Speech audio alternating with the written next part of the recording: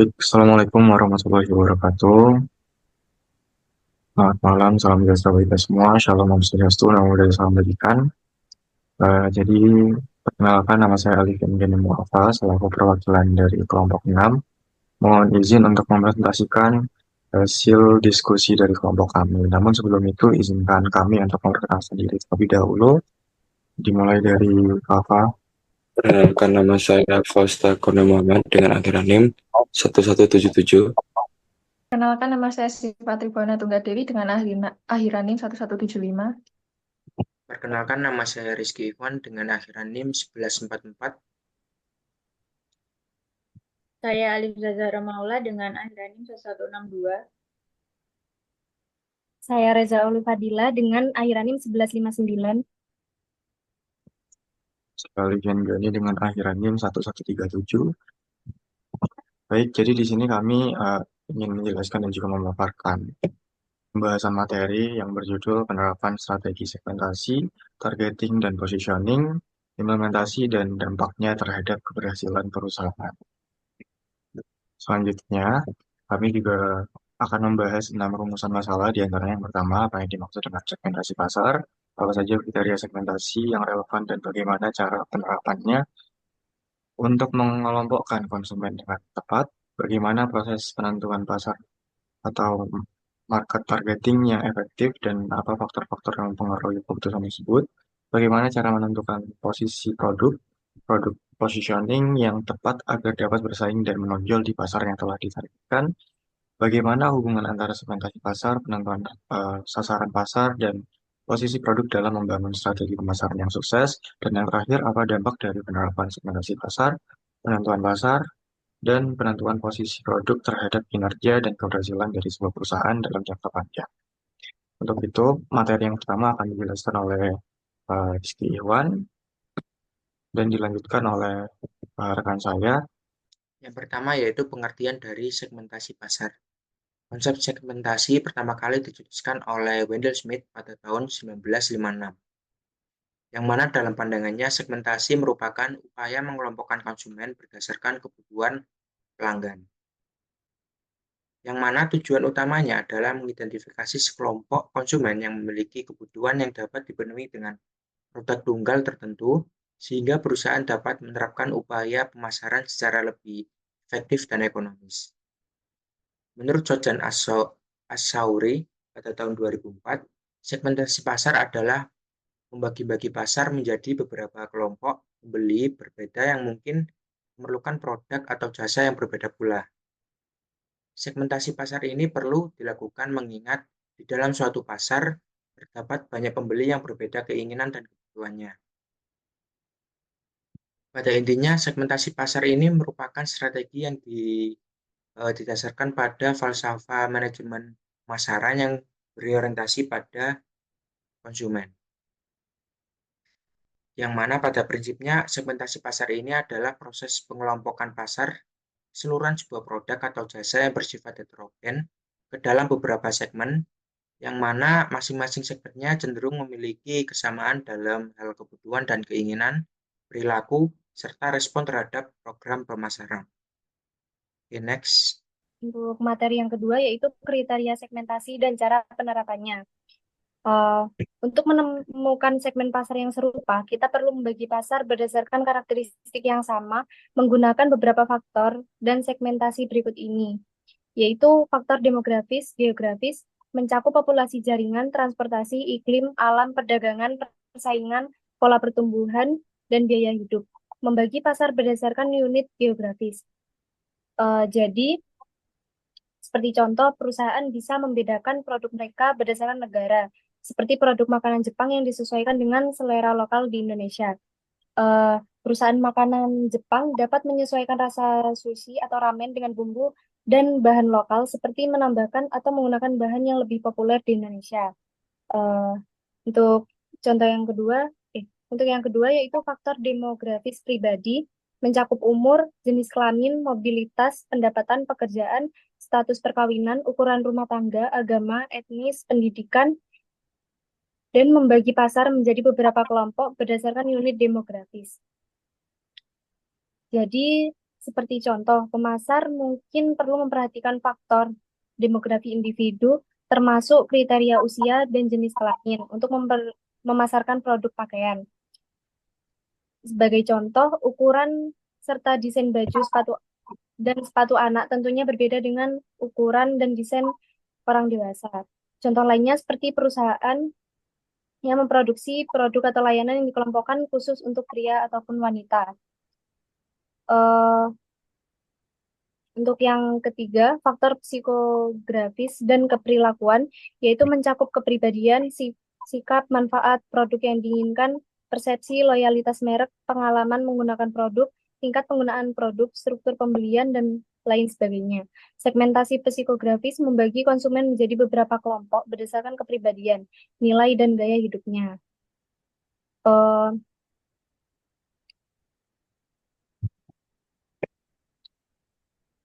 Menurut Loudon dan Deladita, menekankan bahwa studi segmentasi berbasis gaya hidup pada dasarnya mengukur bagaimana orang-orang memanfaatkan waktunya untuk melakukan aktivitas dan apa minat utama mereka terhadap hal-hal yang ada di sekitar mereka. Seperti contoh, merek pakaian yang dapat membedakan segmen pasar berdasarkan gaya hidup seperti sporty, casual, ataupun formal. Contoh merek yang difokuskan pada atlet mungkin menargetkan individu yang aktif dan suka berolahraga. Next. Selanjutnya ada faktor-faktor yang mempengaruhi pasar. Yang pertama ada demografi, yang kedua ada kebiasaan konsumen, yang ketiga ada daya beli, yang keempat ada persaingan pasar. Yang pertama demografi, yaitu karakteristik seperti usia, jenis kelamin, pendidikan, dan pendapatan mempengaruhi keputusan dalam menentukan sasaran pasar. Misalnya, produk mainan anak akan lebih ditujukan kepada orang tua daripada anak-anak itu sendiri. Kemudian yang kedua ada kebiasaan konsumen, yaitu dengan cara memahami kebiasaan belanja konsumen yang dimana kebiasaan ini sangat penting bagi perusahaan untuk menentukan polanya. Misalnya, jika konsumen cenderung membeli produk secara online pada waktu tertentu, maka strategi pemasaran harus disesuaikan dengan pola tersebut.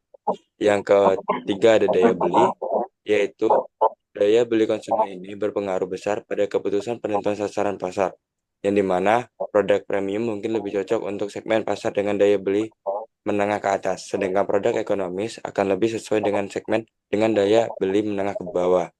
Yang keempat, yaitu persaingan pasar, yaitu dengan cara menganalisis para kompetitor yang merupakan faktor penting dalam menentukan sasaran pasarnya, seperti memahami bagaimana pesaing memposisikan diri mereka agar memberikan wawasan berharga tentang peluang dan tantangan yang ada di pasar. Mungkin bisa dilanjut, Alfian. Selanjutnya ada product positioning atau pemposisian produk. Jadi setelah melakukan segmentasi dan penagihan pasar, perusahaan itu harus memposisikan penawaran mereka untuk mendapatkan keunggulan kompetitif di target pasar yang dituju. Jadi menurut Tipjo Tono tahun 2012 mendefinisikan positioning sebagai cara produk, merek, atau perusahaan bersaing oleh konsumen maupun calon konsumen. Sedangkan menurut Kotler, mendefinisikan penentuan posisi adalah tindakan untuk merancang citra perusahaan serta nilai yang ditawarkan sehingga pelanggan dalam suatu segmen memahami dan menghargai kedudukan perusahaan dalam kaitannya dengan pesaing. Next. Kemudian di sini cara menentukan product positioning. Jadi menurut Kotler terdapat 4 kriteria yang dapat dilakukan oleh perusahaan untuk menentukan pemposisian produk. Yaitu yang pertama ada kajian terhadap konsumen. Jadi langkah ini itu menggambarkan suatu nilai yang diperoleh konsumen dengan menggambarkan nilai yang unggul yang selanjutnya akan mempengaruhi keputusan pembelian konsumen. Kemudian yang kedua ada kajian terhadap kapabilitas perusahaan. Jadi pemosisian produk harus kekuatan dan mencerminkan keunggulan kompetitif perusahaan. Yang ketiga ada kajian terhadap pesaing. Jadi pemosisian produk harus memiliki karakteristik yang unik sehingga dapat membedakan dengan para pesaing. Kemudian yang keempat ada kajian perubahan lingkungan bisnis. Jadi lingkungan bisnis yang selalu mengalami perubahan membuat perusahaan itu harus tanggap terhadap perubahan, konsisten, berkelanjutan, memiliki citra yang kuat dalam benak konsumen. Next. Kemudian ada menurut Kotler juga mengemukakan beberapa cara yang dilakukan oleh pemasar dalam menawarkan kepada konsumen yang dituju, yaitu yang pertama, jadi penentuan posisi berdasarkan atribut itu merupakan perusahaan yang memposisikan produknya dengan keunggulan lebih dibandingkan pesaing. Contohnya tuh kayak Trans Studio memposisikan dirinya tuh sebagai teman hiburan indoor terbesar di Indonesia. Kemudian yang kedua ada penentuan posisi berdasarkan manfaat. Jadi pemasar dapat memposisikan produknya sebagai pemimpin pasar dari segi manfaat tertentu. Contohnya kayak Denko Portigo, instan yang memposisikan produknya itu sebagai susu peninggi badan untuk anak-anak dalam masa pertumbuhan.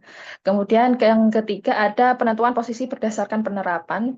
Jadi nilai-nilai yang ditawarkan dari segi penggunaannya atau penerapannya merupakan sesuatu yang unggul dibandingkan dengan pesaing.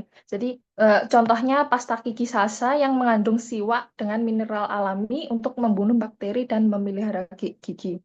Kemudian yang keempat ada penentuan posisi berdasarkan pemakai. Jadi di sini pemasar dapat memposisikan produknya di pasar sebagai suatu produk yang terbaik untuk kelompok pemakai, baik kelompok skala kecil maupun yang lebih besar. Contohnya tuh kayak sabun Lux yang dibintangi oleh artis papan atas seperti Maudy Ayunanda. Kemudian eh, yang kelima penentuan posisi berdasarkan pesaing itu tuh pemasar dapat memposisikan eh, citra produk dan merek secara keseluruhan yang lebih baik daripada pesaing. Contohnya tuh kayak obat nyamuk heat elektrik yang menyindir obat nyamuk bakar yang banyak asapnya. Kemudian yang keenam ada penentuan posisi berdasarkan kategori produk. Jadi produk yang ditawarkan kepada konsumen merupakan pemimpin menurut kategori produk. Kayak contohnya tuh RTV merupakan siaran televisi di Indonesia khusus untuk acara anak-anak. Yang ketujuh, penentuan posisi berdasarkan kualitas, yaitu adalah produk yang berkualitas akan mampu meningkatkan minat pembeli di pasar karena produk tersebut itu sebagai salah satu produk yang terbaik dan memiliki nilai yang lebih. Jadi contohnya itu kayak Yakult merupakan minuman susu fragmentasi dengan probiotik terbaik untuk kesehatan pencernaan. Next. Oke, selanjutnya yaitu STP atau Segmenting, Targeting, dan Positioning. Segmentasi pasar, penentuan sasaran pasar atau targeting, dan posisi produk dalam membangun strategi pemasaran atau disebut positioning adalah hubungan antara proses yang saling terintegrasi. Dimulai dari pemahaman pasar hingga komunikasi pesan yang jelas tentang produk. Segmentasi pasar memberikan fondasi bagi targeting yang lebih searah dan positioning memastikan bahwa produk tersebut dianggap relevan oleh segmen yang ditargetkan. Segmentasi pasar menentukan sasaran pasar dan posisi produk merupakan konsep yang saling berkaitan dalam strategi pemasaran yang dikenal sebagai STP atau Segmenting, Targeting, dan Positioning. Ketiga elemen ini membentuk kerangka kerja yang membantu perusahaan mengidentifikasi, menargetkan, dan menempatkan produk secara efektif di pasar yang kompetitif. Dan selanjutnya adalah hubungan antara segmenting, targeting, dan positioning. Yang pertama yaitu segmentasi pasar. Segmentasi pasar adalah langkah awal yang mengacu pada pembagian pasar yang luas menjadi kelompok-kelompok yang lebih kecil berdasarkan kriteria tertentu seperti demografi, psikografis, perilaku, dan geografis. Konsep ini pertama kali diperkenalkan oleh Wendell Smith pada tahun 1956 yang menekankan bahwa segmen-segmen yang lebih kecil dan homogen ini memungkinkan perusahaan untuk menyesuaikan produk atau layanan mereka dengan lebih baik terhadap kebutuhan dan preferensi konsumen. Segmentasi pasar membantu perusahaan memahami karakteristik unik dari setiap segmen untuk menentukan segmen mana yang paling relevan dengan produk yang ditawarkan. Selanjutnya yaitu setelah pasar dibagi menjadi segmen-segmen, tahap berikutnya itu penentuan sasaran pasar atau targeting. Pada tahap ini, perusahaan memilih segmen mana yang ingin mereka layani berdasarkan kriteria seperti ukuran segmen, potensi keuntungan, dan daya tarik keseluruhan segmen tersebut. Oleh Philip Kotler dalam karyanya menjelaskan bahwa targeting merupakan elemen penting dalam pemasaran strategis karena perusahaan harus memilih segmen yang paling sesuai dengan kapabilitas dan sumber daya mereka. Misalnya, perusahaan dapat memilih untuk menargetkan beberapa segmen sekaligus melalui pendekatan diferensial marketing atau fokus pada satu segmen khusus melalui niche marketing. Yang terakhir yaitu positioning atau tahap akhir dalam proses STP. Tujuannya untuk menempatkan produk di benak konsumen dengan cara yang berbeda dari pesaing. Oleh Ulrich dan Jack Trout tahun 1981 mengemukakan bahwa positioning adalah tentang bagaimana sebuah produk dipersepsikan oleh konsumen. Posisi ini harus jelas dan berbeda dan menciptakan asosiasi kuat dengan produk yang relevan dengan kebutuhan konsumen. Perusahaan seringkali menggunakan strategi positioning ini untuk menonjolkan aspek keunikan produk seperti harga yang kompetitif, kualitas terbaik atau inovasi. Michael Porter juga mengembangkan bahwa positioning merupakan bagian integral dalam menciptakan diferensiasi dan strategi kompetitif. Baik, selanjutnya pembahasan mengenai dampak dari penerapan segmentasi pasar, penentuan sasaran pasar, dan penentuan posisi produk terhadap kinerja serta keberhasilan perusahaan dalam jangka panjang. Dalam penerapan segmentasi pasar, penetapan target pasar, dan penetapan posisi produk secara efektif memberikan dampak yang signifikan terhadap kinerja perusahaan dalam jangka yang panjang. Menurut Kotler dan Keller pada tahun 2016 menyatakan bahwasanya segmentasi pasar membantu perusahaan untuk mengidentifikasi kelompok konsumen dengan kebutuhan dan preferensi yang berbeda-beda, sehingga mereka dapat menyesuaikan produk dan layanannya untuk memenuhi kebutuhan tersebut secara lebih spesifik.